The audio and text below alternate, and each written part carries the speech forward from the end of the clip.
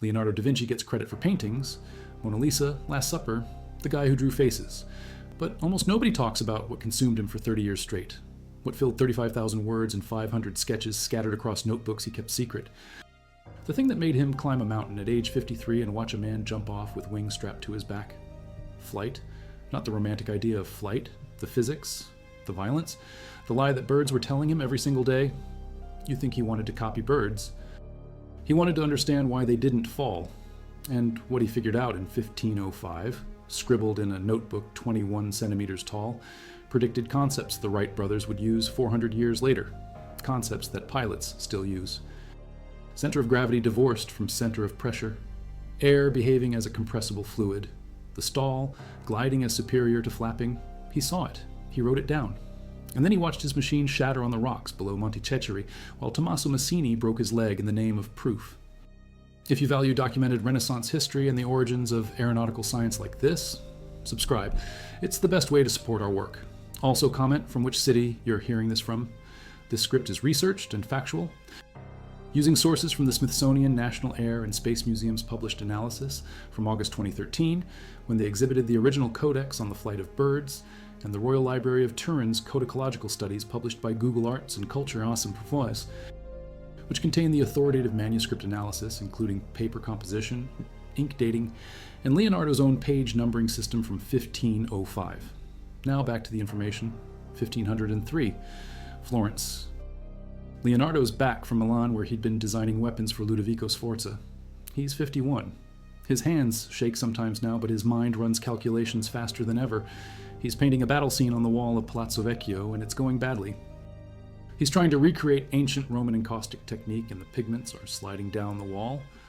On June 6th, 1505, at the 13th hour, he writes in Madrid, Codex 2, that the weather turned, the bell tolled, his cartoon tore, water poured, the vessel broke. Everything falling apart. But upstairs in his studio, there's a different obsession. 20 years of sketches, bat wings, mechanical pulleys, failed theories, human muscles that can't generate enough force, and birds, always birds, kites circling above the Arno, swallows diving at dusk, cranes beating their wings at different rhythms than sparrows. He's been watching them since 1485, when he started drawing ornithopters in Milan. 2 decades of drawings that couldn't fly, but now he's seeing something different. March 14th, 1505. He's watching a bird of prey above Monte Cecere near Fiesole. He writes it down. The location, the date, the species, Cortone, a kite. This mountain has a name that means swan in Florentine dialect because of how the bird's beaks looked like chickpeas to locals. Cecere. It's 414 meters above sea level. Clear views of the Arno Valley. And Leonardo's calculating, if you launch from up there, if the glide ratio works, if the wing loading matches what he's seeing in that kite's soaring pattern, a human might cover 1,000 meters before touching ground, might survive, might prove that air can hold weight without flapping. 1487 to 1490. Milan, Paris manuscript, B, folio 83 verso. Leonardo draws an aerial screw, 4 meters in diameter. Reed frame, linen sealed with starch, wire supports. The idea came from watching water screws. The Archimedes screw he'd drawn in 1481 for lifting water. Air behaves like fluid, he's thinking. Less dense than water, but still a medium you can push against. If you spin a helix fast enough through air, compressing it below the blades, it should lift, 4 men pushing levers around its central axis to generate rotation. It's designed for a theatrical spectacle, according to Walter Isaacson's biography. Leonardo knows it won't fly with human power alone, but the concept of rotary lift-through-air compression, that's sitting there in brown ink on parchment, 300 years before anyone builds a helicopter that works, 1490, still Milan. The ornithopter designs start multiplying, wingspan of 33 feet, frame of pine, raw silk membrane. The pilot lies prone on a board, legs work stirrups connected to pulleys, arms grip levers. The whole contraption weighs more than 100 pounds and needs the pilot to generate continuous power equivalent to climbing stairs at a run. Forever. Leonardo sketches wing articulation. He studied bat anatomy, the joints, how the membrane stretches between elongated finger bones. He draws mechanical versions with movable sections, hoping that if he can replicate the geometry, he can replicate the function. But the math doesn't work. A sparrow has a power-to-weight ratio 10 times what a human can sustain. A crow, 5 times, even if the materials were perfect. Even if the pilot was stronger than any man alive, the machine would drop. He knows this. You can see it in how the sketches change. Less detail on the flapping mechanism, more attention on the wing shape itself. 1505, Florence again. He starts the codex on the flight of birds. 18 folios, each folio 21 by 15 centimeters, front and back 36 pages. He writes in mirror script, right to left, brown ink with red chalk sketches in the margins.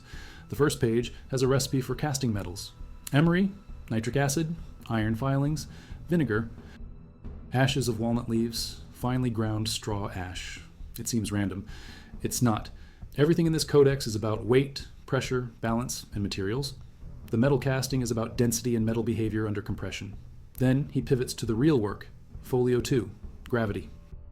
He writes that motion caused by gravity acts along the imaginary line between two objects, centers.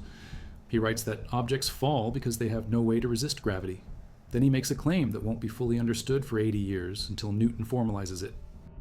The amount of powder needed to launch a ball is directly proportional to the square of the ball's diameter.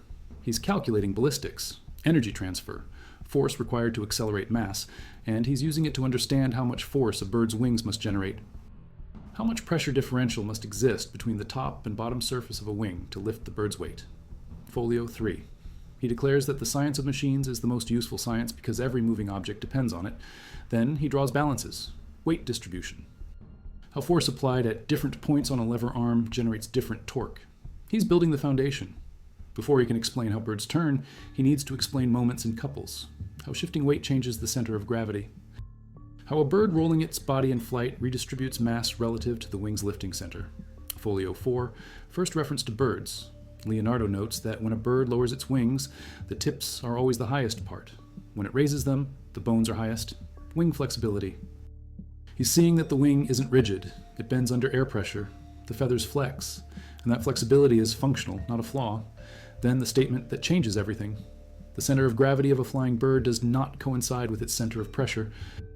First time anyone writes this down. First time anyone recognizes that lift force acts at a different point than weight force.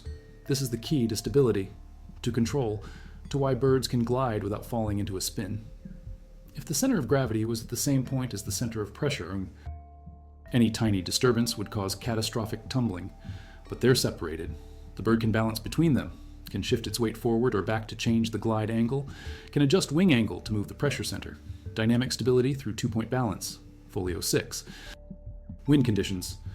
He describes how a bird ascending in a tailwind must turn in a semicircle at peak ascent to face the wind and continue climbing in the opposite direction. He's observing dynamic soaring 400 years before Lord Rayleigh explains it mathematically in 1883. The bird uses wind shear. Wind speed increases with altitude.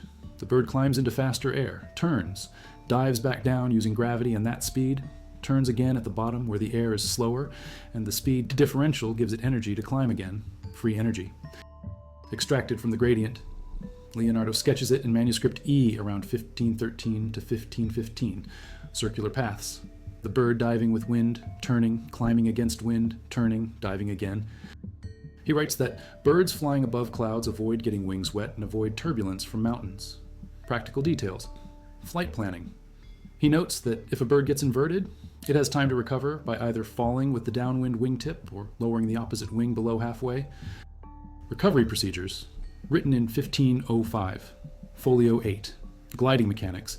Leonardo makes observations that predict the stall. He writes that when a bird moves in slow descent along a long path without beating wings, if its angle gets too steep and it's dropping faster than intended, it lowers the wings and moves them against the motionless air. That movement raises the bird. He's describing angle of attack. Too steep, you lose lift. Reduce the angle, you generate a lifting pulse. The bird doesn't flap continuously. It makes corrections, short movements. Just enough pressure against the air to adjust the glide path. He's seeing that gliding is about equilibrium between four forces: lift, weight, drag, thrust from forward motion, and that a bird manipulates that equilibrium by tiny adjustments, not by brute force flapping. And then he makes the conceptual leap that takes another 300 years to become standard aeronautical wisdom. Air is a fluid, compressible to infinity, unlike water, which is incompressible. He writes it in Codex Atlanticus, folio 1, 6, 8 verso, 1505 to 1506. The impetus of a mobile through water is different from the impetus through air, because air is compressible to infinity and water is not. Air can be squeezed, compressed like bed feathers under a sleeper's weight, he writes in Codex Trivoltianus, folio 6 verso, 1487 to 1490. When force generates more velocity than the air can escape, the air gets compressed and the object rebounds like a ball hitting a wall. Compressibility. This is the foundation of aerodynamics. Bernoulli's principle won't be formulated for 200 years, but Leonardo's stating that air pressure changes with velocity, that a wing moving through air compresses the air below it, creating higher pressure, lower pressure above, generating lift. He doesn't have the equations. He has the mechanism. He writes about curved wing sections, about how the shape matters, about how birds' wings aren't flat, they're cambered, curved on top, flatter below, and that curve creates different pressure regions. He writes that a flying machine could have fixed wings because the air moving against motionless wings is the same air that supports the bird through air, the wind tunnel principle. It doesn't matter if the wing moves through still air or if air moves past a stationary wing. The relative motion is identical. The aerodynamic forces are the same. This is how wind tunnels work, how we test aircraft today. And he's writing it in 1505. He understands drag. He states that air resistance is directly proportional to the body's surface area and to the velocity of the fluid over the body. More speed, more drag, more frontal area, more drag. He sketches streamlined shapes, bodies that taper, that guide air smoothly. He writes that the straight course made by heavy bodies passing through air with violent motion will be more powerful in its middle part than any other. Momentum, conservation, the center of mass carries the most energy. Another insight that won't be formalized for a century. And through all of this, he's building prototypes. We know because he writes about keeping a model protected from the eyes of workers at the construction yard in Milan. He writes about testing wing load tolerance, about mechanisms for beating wings, about how to measure if a wing can support weight. He builds a machine with a lever, a wing attached to a pivot, and a heavy board weighing as much as a man. The test: push the lever down fast enough. If the wing compresses the air below it with enough force, the board lifts. If it doesn't, the wing isn't strong enough. Simple. Measurable. Wrong conclusion because human muscles can't sustain that force long enough for flight. But the experimental method is sound. 1505, late in the year. Leonardo writes the prophecy inside the cover of the Codex on the flight of birds. The great bird will take its first flight above the back of his great Sexero, filling the universe with amazement, filling all writings with its fame, and bringing eternal glory to the nest where he was born. Monte Cecere, the Swan Mountain, the launching point. He's planned this, calculated it, built the machine, and he needs a pilot willing to jump off a 414-meter hill with wooden wings and silk. Enter Tommaso Massini, born 1462 in Peretola, a village where Florence's airport sits today, son of a greengrocer, claims he's the illegitimate son of Bernardo Rucellai, a powerful rich family, calls himself Zoroastro da Peretola. He's extravagant, eccentric. He's been Leonardo's assistant, pupil, collaborator. And he's crazy enough, or loyal enough, or desperate enough to strap into the Grande Nibbio, the great kite, Leonardo's final flying machine design. Not an ornithopter, a glider, fixed wings, wingspan approaching 24 meters, nearly 80 feet, modeled on bats and large birds. The inboard sections near the pilot are rigid. The outboard sections are movable, controlled by cables to handles. Leonardo's replicated what he observed. The inner part of a bird's wing moves slower, provides sustained lift. The outer part moves faster, provides thrust and control. The pilot hangs in a harness or lies on a board. Lower body movements shift the center of gravity for balance. Arms control the movable wing sections. No engine, no flapping mechanism. Pure glide. Trust the air. Trust the calculations. Trust that the lift-to-drag ratio is sufficient for a 1,000-meter glide from 414 meters of altitude. The date is contested. Some sources say 1505. Some say 1506. The location is not Monte Cecere above Fiesole. Tommaso climbs to the ridge. Leonardo watches. Maybe there's a crowd. Maybe it's just the two of them. The wind is steady, coming from the valley. Perfect for slope lift. Tommaso positions himself at the edge, checks the cables. The wingtips extend left and right. Enormous. He's surrounded by fabric and wood. One last look at Leonardo. Then he jumps. For a few seconds, it works. The glide is stable. The wings hold air. He's descending, but he's moving forward. Maybe he makes it 100 meters. Maybe 300. Sources claim he flew 1,000 meters. But that's probably measuring ground distance from the launch point to where he crashed, not actual flight distance. What's certain is that something goes wrong. The wing loading is too high, or a wind gust hits from the side, or Tommaso shifts his weight wrong and the machine enters a yaw. The glide ratio collapses, the descent steepens, and then gravity wins. The machine impacts ground, wood splinters, silk tears. Tommaso breaks a leg, maybe ribs. Chronicles mention he appears in Florence months later in great shape, fully recovered. But in that moment on the ground below Monte Ceccheri, Leonardo's dream shatters with the frame. No one dies. But the flight test proves what Leonardo suspected. The materials aren't light enough, the wing area isn't large enough, the control authority isn't sufficient. A fixed-wing glider needs more refinement, more testing, materials that won't be available for 400 years, aluminum, carbon fiber, proper airfoils, but the concepts are sound. His calculations on center of gravity, on air as compressible fluid, on the difference between lift center and weight center, on gliding as viable flight mode, those are all correct, and Leonardo knows it. He writes nothing dismissive about the failure, no abandonment of the theory, because the theory is working in front of him every single day in the birds above the Arno. The problem isn't the physics, it's the engineering, it's materials science, it's power-to-weight ratios that nature achieves through hollow bones and muscles with 10 times human power density. He can't solve those problems in 1505. No one can, but he can document what he's learned. The Codex on the Flight of Birds sits in his studio in Florence while he paints the Mona Lisa. Same period, 1505 to 1506. One face everyone remembers. One notebook almost nobody saw. After Leonardo's death in 1519, his student Francesco Melzi inherits everything. Thousands of pages. Melzi protects them, organizes them, then he dies, and the dispersal begins. Pompeo Leone gets the manuscripts, numbers the pages, organizes them with his own system. In 1637, Count Arconati donates them to the Ambrosian Library in Milan.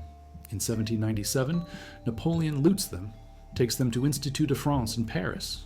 Between 1841 and 1844, Guglielmo Libri steals portions, sells some pages in London to Charles Fairfax Murray, sells others to Count Giacomo Manzoni of Lugo. When Manzoni dies, his descendants sell most of the codex to Teodoro Sabachnikov, a Russian Renaissance scholar, in 1892. Sabachnikov buys folio 18 from Murray, publishes the first printed edition in 1893, then donates everything to Queen Margherita of Italy. She deposits it in the Royal Library of Turin. Folio 17 joins in 1913. Enrico Fatio, a Geneva collector, buys folios 1, 2 empires, and 10. Years later gives them to King Victor Emmanuel III. Finally, after 4 centuries of being scattered, split, stolen, sold, fires, and reassembled, all 18 folios come together in the Biblioteca Reale in Turin.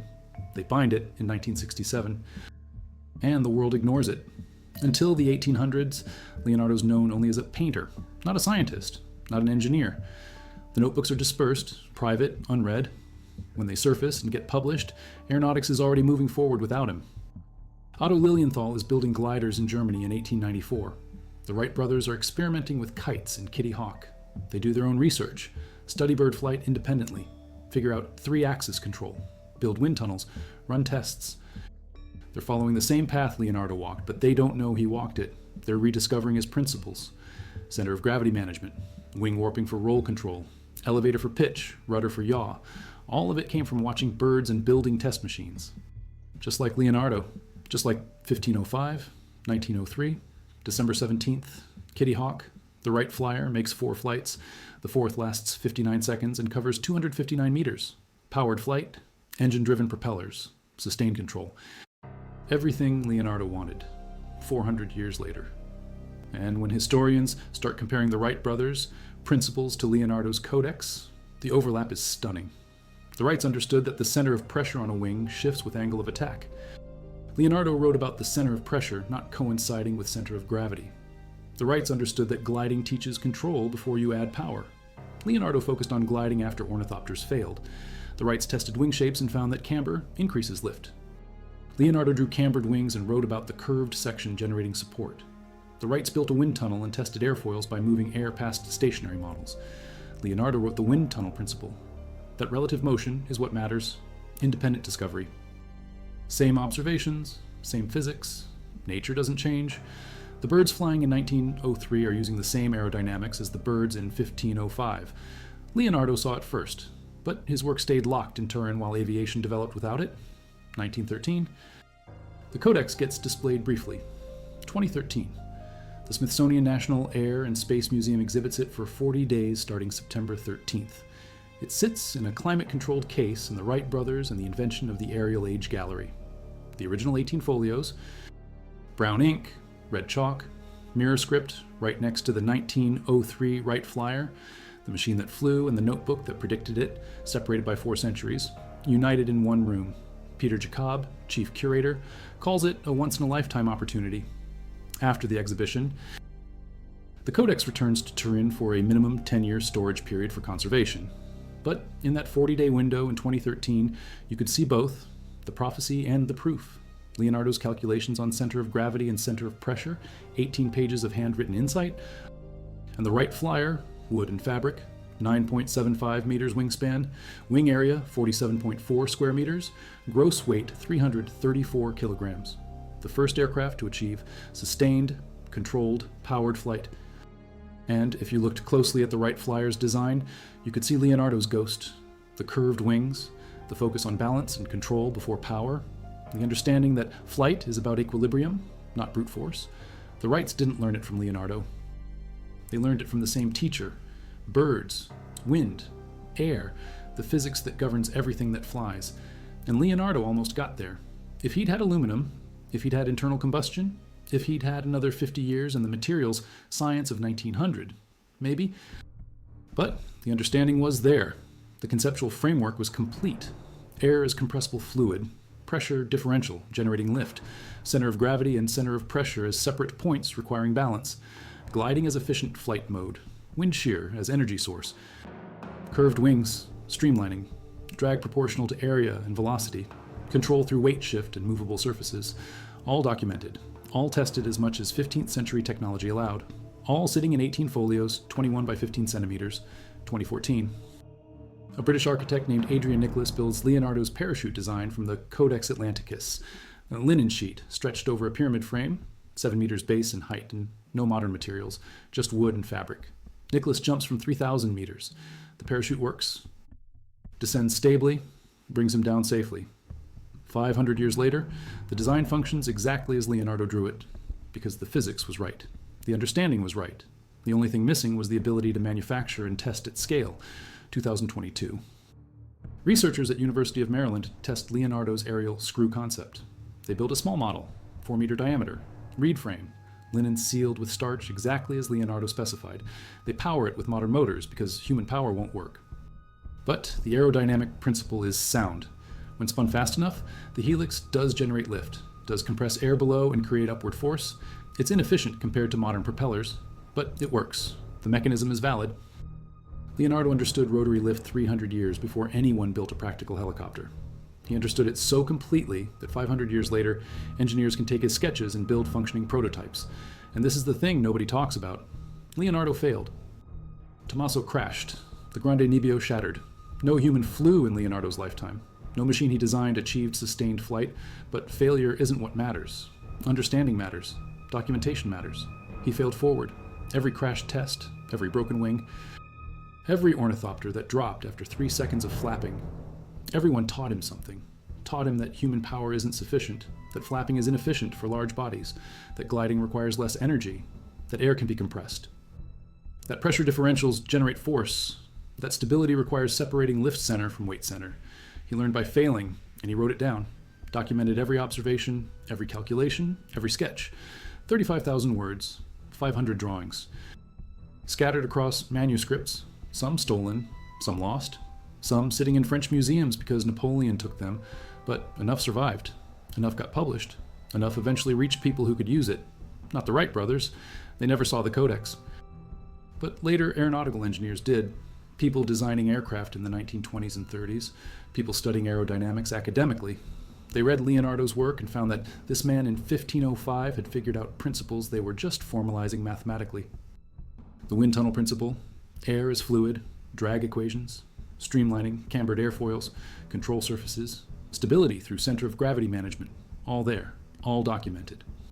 All waiting 400 years for someone to build the materials and engines that could turn the concepts into flying machines. 2025.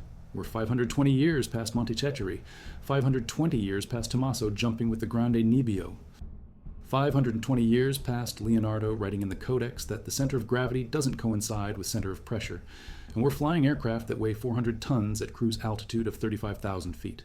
Aircraft with wingspans of 68 meters. Aircraft that carry 500 people across oceans.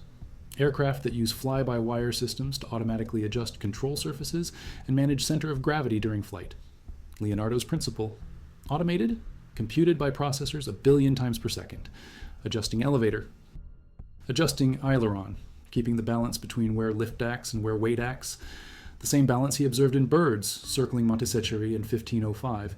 And if you go to Fiesole today, you can hike Montececheri, protected natural area of local interest. Montececheri, 44 hectares, northeast of Florence. The quarries where they cut Pietra Serena for Florentine architecture are still there. Cava Sarti, Cava dei Bracci. The walking paths are marked. At the summit, 414 meters elevation, there's a plaque. Leonardo's prophecy from the Codex. The great bird will take its first flight above the back of his great Cicero, filling the universe with amazement, filling all writings with its fame, and bringing eternal glory to the nest where he was born. The nest where he was born. Florence, Vinci. Tuscany, Italy, the birthplace of Renaissance, of Leonardo, of systematic observation, of documentation, of the idea that if you watch carefully enough, measure precisely enough, test honestly enough, you can understand the physical world, even if you can't yet build the machines to exploit that understanding. And that's the genius nobody talks about. Not that Leonardo designed flying machines. Lots of people designed flying machines. There are records of attempts going back to Abbas ibn Firnas in the 9th century, to Aylmer of Malmesbury in the 11th century. People jumped off towers with wings. People crashed. What makes Leonardo different is that he didn't just try. He analyzed. He asked why birds don't fall, not how to copy them, why they work, what forces are in equilibrium, what mechanisms generate those forces, what happens when you change variables. He turned flight into a science, into a system of principles you could study, document, and eventually engineer. That's the shift. From imitation to understanding, from myth to mechanics, before Leonardo. Flight was either a divine gift or a reckless stunt. After Leonardo, flight was a problem, a solvable problem, a problem with principles, with physics, with measurable quantities, air density, wing loading, aspect ratio, lift coefficient. He didn't use those terms. Those came later. But he was measuring those properties, testing them, writing them down in mirror script in notebooks he carried everywhere. And when those notebooks finally got published, when historians started reading them in the late 19th century, they found that Leonardo had been doing aeronautical engineering 300 years before aeronautical engineering existed as a discipline. In 1930, the Cambridge Journal of Aeronautics published a paper analyzing Leonardo's aerodynamic observations. The author collected passages from multiple codices: Codex Atlanticus, Codex Travoltianus, Codex on the Flight of Birds, Codex E, Manuscript B, and showed that Leonardo had documented the law of continuity in fluid flow, had observed and sketched flow patterns, had stated that air resistance is proportional to body area, had conceptualized streamlining to reduce drag, and had articulated the wind tunnel principle. The paper concluded that Leonardo was first to attribute air resistance as the cause of bird flight and the mechanism for solving human flight. First, 500 years before modern aerodynamics, and the paper was published in 1930, mitos, which means for 27 years after the Wright brothers flew, aeronautical engineers were still discovering Leonardo's contributions buried in manuscripts scattered across European libraries. And this is what makes the Codex on the Flight of Birds so important. It's not just historical. It's not just Leonardo being Leonardo, drawing everything, curious about everything. It's focused, systematic. It's one subject: bird flight, aerodynamics, the science of how things stay in air. 18 folios, 36 pages, every page dense with observations, calculations, sketches. It's Leonardo at his most rigorous, and it's Leonardo failing in real time. You can track it through the folios. The early pages are about balances, about weight distribution, about forces on objects. Foundation work, then birds appear, then the observations get more specific, then the conclusions get bolder, then he writes the prophecy, then he tests, then silence. No documentation of the crash, no analysis of what went wrong, just the prophecy on the inside cover, unfulfilled. The great bird will take its first flight. Future tense, still waiting. Still predicting, still wrong. But the physics in those 18 folios isn't wrong. The center of gravity and center of pressure are separate in every aircraft that flies. Every bird, every glider, every fighter jet, separate and managed. The pressure differential between upper and lower wing surfaces generates lift in every airfoil. Curved on top, flatter below, exactly as Leonardo drew. The compressibility of air is fundamental to supersonic flight, to shock waves, to why aircraft behave differently at different altitudes. Leonardo wrote that air is compressible to infinity. He was watching birds at sea level. But his principle scales. It works at 30,000 feet, at 60,000 feet, in wind tunnels testing hypersonic vehicles, compressible fluid dynamics. Started in 1505 with a guy watching birds and writing that air behaves like bed feathers under pressure. And the stall. Every pilot learns about stalls. Angle of attack too high. Airflow separates from the upper wing surface. Lift drops. Aircraft descends. Recovery requires lowering the nose, reducing angle of attack, reattaching the flow. Leonardo described this. Described birds in slow descent at too steep an angle, dropping faster than intended, lowering their wings to adjust the angle, generating a pulse of lift, recovering the glide. Same mechanism, same solution. He didn't call it a stall. He didn't have that terminology, but he saw it, documented it, explained the recovery procedure, 500 years before flight schools taught it. So when you hear about Leonardo da Vinci, when someone mentions Mona Lisa or Vitruvian Man or The Last Supper, remember that the same hands that painted those faces also wrote 35,000 words analyzing flight. Remember that the same mind that composed the sfumato and Mona Lisa's smile also calculated that the center of gravity of a pyramid lies at the third point along its length toward the base so he could understand bird balance. Remember that while he was painting the Battle of Anghiari in Palazzo Vecchio in 1505, pigments sliding down the wall in failure, he was simultaneously writing one of the most important documents in aeronautical history. And remember that he tested it, built it.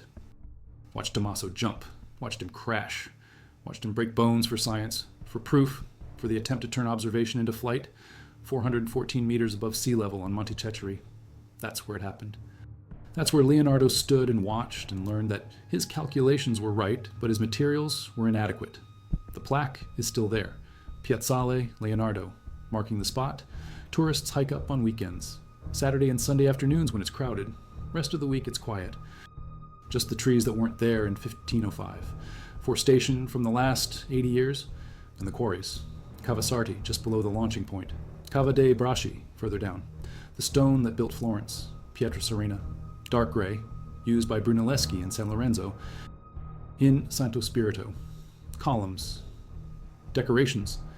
All from this mountain where Leonardo tested flight. In 2024, NASA sent a digital copy of the codex on the flight of birds to Mars on the Curiosity rover. It landed in August 2012. Now it's sitting on another planet. Leonardo's observations of bird flight, his calculations on air as compressible fluid, his notes on center of gravity and center of pressure, transmitted to Mars, because the principles are universal. The physics works everywhere. Different atmospheric density, different gravity. But the fundamental mechanisms, pressure differential, force balance, stability through geometry, all of it applies. And we sent Leonardo's work as documentation of human understanding of flight, the beginning, the foundation. The moment someone looked at a bird and asked why instead of just how, that's what separates Leonardo from everyone before him and most people after him. He asked why. Why don't birds fall? Why does air hold weight? Why does flapping work for sparrows but not for humans? Why do birds glide with wings slightly curved? Why does the center of gravity matter? Why does angle matter? Why? And then he answered by watching, by measuring, by testing, by documenting, by failing and learning from failure. By building machines that crashed and writing down what the crash taught him. And 18 folios survived, 21 by 15 centimeters. Brown ink, red chalk, mirror script, 520 years old, sitting in the Royal Library of Turin, displayed once in a generation. The rest of the time, stored in climate control, protected, preserved, because they're not just Leonardo's notes, they're the beginning of aeronautical science, the first systematic analysis of flight mechanics, the first documentation that flight follows physical principles, not divine intervention, the first proof that if you understand the principles, you can predict the mechanism, even if you can't yet build the machine. Monte Cecere, 1505. Tommaso jumps, the machine glides, then crashes. Leonardo watches, makes no record of the failure. But inside the codex, On the pages he's already written, the prophecy sits. The great bird will take its first flight, future tense, and 4 centuries later, it does, not Leonardo's bird, the Wright Flyer, but using Leonardo's principles: balance, control, understanding the forces, managing the equilibrium, flying not by copying birds, but by understanding why birds don't fall. That's the genius. That's what nobody talks about. Leonardo da Vinci, 53 years old, standing on a mountain, watching his student crash, learning more from that failure than most people learn from success, and writing it down, every detail, every observation, every calculation, so that 400 years later, when someone finally built the materials and engines that could fly, they'd have the principles waiting. Documented, tested, proven by a painter from Vinci who wanted to know why birds don't fall and spent 30 years figuring it out, 1 page at a time, 1 sketch at a time, 1 failed test at a time, until he had it, the answer, in 18 folios, 21 by 15 centimeters, sitting in Turin, waiting for the world to catch up.